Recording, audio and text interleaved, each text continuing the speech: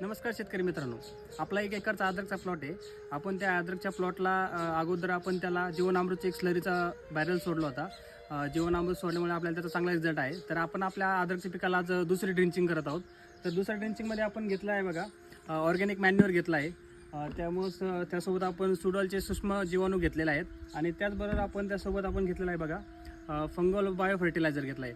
आपण ह्या तिन्हीचे आज कॉम्बिनेशन आपण आपल्या पिकाला ड्रिंचिंग करणार आहोत. तर हे काम कशा रीते करतात आपण ते तुम्हाला सांगतो.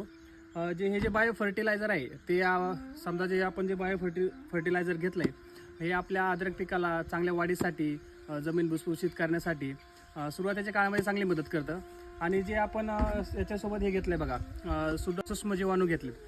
सूक्ष्म जीवाणू काय काम करतात मुख्यतः, जे आपल्या अद्रक पिकामध्ये कूज रोग झालं किंवा करपा झालं, मर रोग झालं, हे जे डिसीज येतात अद्रकच्या पिकामध्ये जे खूप हानिकारक असतात अद्रकच्या पिकासाठी, त्याचं नियंत्रण करण्यासाठी, त्यावर कंट्रोल करण्यासाठी हे सुडोल सूक्ष्म जीवाणू काम करतात. हे बेसिकली एक फंगीसाईड म्हणून काम करतं. तर आपण आज आपल्या अद्रक पिकाला दुसरी ड्रिंचिंग करणार आहोत.